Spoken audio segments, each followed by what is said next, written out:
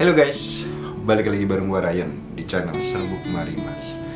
Guys, hari ini gue masih jawab beberapa komen yang masuk di gue ya. Nanti akan dibagi beberapa konten. Gue bikin konten itu memang sengaja pendek-pendek supaya mudah diingat dan ya nggak perlu panjang-panjang untuk mendengarkan atau berkomentar dari komen-komen dari teman-teman semuanya. Nah, hari ini gue mau jawab komen dari Hari Kusmiranto ya, ini Mas Hari. Dia komennya kayak gini. Jadi ingat pertama kali ditusuk waktu usia masih 14 tahun. Tegang, sakit sampai berdarah-darah. Diapain sih sampai sakit berdarah-darah ya? Cowok yang nusuk aku berusia 23 tahun. Pertama, kedua, ketiga terasa agak sakit. Lama-lama enak banget, ketagihan. Anjir. Boti dasar boti. Ditusuk lama-lama keenakan gitu. Awalnya doang sakit, kesini minta malah nyari gitu. Nah, ini yang dialami oleh Mas Hari. Jadi ini pengalaman awal dia, bagaimana dia menjadi seorang gay. Nah, gue mau nanggapin komen-komen seperti ini gitu. Ini hanya sebagai wawasan aja ya, sebagai wawasan. Kalau ya, masalah-masalah seperti ini tuh bisa menimpa siapa saja dan kapan saja gitu. Seperti apa detailnya? Jangan kemana-mana. Buat kalian yang baru nemuin channel Serbuk Marimas, subscribe dulu ya. Kita lanjutnya setelah pesan-pesan berikut ini.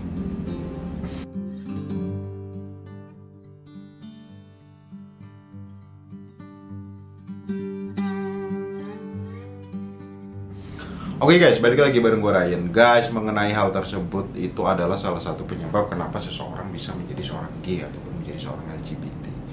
Jadi ada semacam kayak pelecehan secara seksual yang dilakukan oleh orang nggak bertanggung jawab, sehingga peristiwa tersebut itu membekas yang pada akhirnya ya orang tersebut jadi punya kecenderungan ke arah sana gitu. Nah, terlepas setelah itu orangnya menikmatin atau memang sudah menerima kondisi dia sebagai seorang gay gitu, ya syukur karena dia udah menerima, artinya dia sudah menyadari ya udahlah gitu, mau bagaimana lagi gitu. Ada orang-orang tertentu yang nggak nerima gitu dan bergejolak hati terus nyalahin atau segala macamnya gitu. Itu banyak yang seperti itu gitu.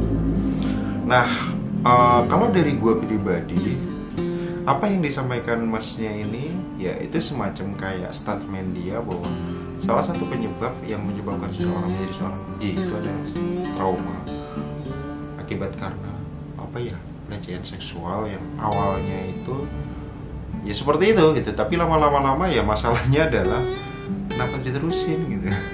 Sudah sakit ya udah, jangan dicoba lagi gitu. Ini masalahnya dicoba lagi lama-lama kan jadi kayak apa ya,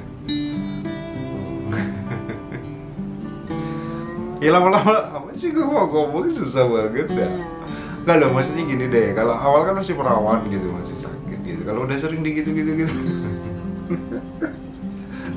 ya gak sih gitu kan. Nah, jadinya pada akhirnya ketagihan malah dia yang nyari gitu kan, keenakan gitu. Jadi kalau buat kalian yang punya pengalaman atau trauma masa kecil karena hal-hal tersebut ya, langkah terbaik adalah kalau memang itu menyebabkan kalian ke arah atau kecenderungannya makin meningkat ya, karena harus belajar menerima kondisi bahwa memang ya udah mau seperti itu, mau bagaimana lagi gitu. Tapi kalau kalian masih belum tetap menerima dan masih menyalahin orang yang membuat kalian seperti itu, ya itu ya butuh perenungan lagi, butuh apa ya namanya ya, butuh semacam kayak ya udahlah gitu. Semua itu kan kayak udah ada jalannya gitu. Semua itu udah kayak digarisin ya, memang kita harus ngejalanin hal tersebut gitu. Seperti itu. Ya, gue nggak nyaranin terus jadi enjoy dengan seperti itu ya. Gue pribadi sih kayak nggak kayak ngedukung juga sih. Ya udah gitu, sekali aja udah gitu, jangan diterusin gitu. Terusin lo makin enak gitu. Makin enak.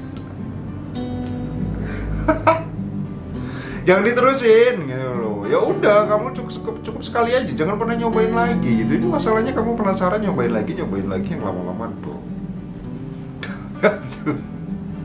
Kalau dari dulu kayak gitu siapa yang salah coba, jadi kamu ketagihan segala macam, nanti pada akhirnya udah pakai tolong.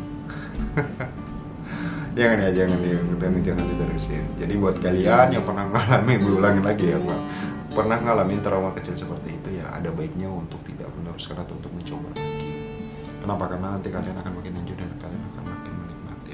Nah, bagaimana cara menghapusnya si memori buruk ini lagi? Secara dihapus dari pikiran nggak bisa sih, tapi kita harus menerima bahwa itu adalah bagian dari masa lalu. Apapun itu adalah masa lalu kita gitu. Sekiranya masa lalu tersebut menyebabkan hal buruk pada diri kita, sekarang bagaimana kita bisa mengendalikan hawa nafsu diri kita? Kayak gitu. Nggak ada salahnya jadi gay, nggak ada salahnya jadi gay gitu. Yang jadi masalah adalah implementasi dari hasrat seksual. Kalau memang kalian gay segala macamnya, ya udah, mau bagaimana lagi gitu. Nah, sekarang bagaimana caranya kita nggak menyalurkan hasrat seksual tersebut? Karena yang dipermasalahin secara agama, permasalahan secara moral, itu karena implementasi seksual aja. Selama kita masih bisa nahan diri untuk nggak melakukan hal tersebut, ya udahlah, terima aja sih, takdir emang udah kayak gitu. Ya. Ya udahlah, itu aja ya gue nanggepin untuk komen itu gitu ya. Semoga bermanfaat buat kalian. Gue Rejian. Kita jumpa lagi di informasi review dan rekomendasi berikutnya. Bye bye.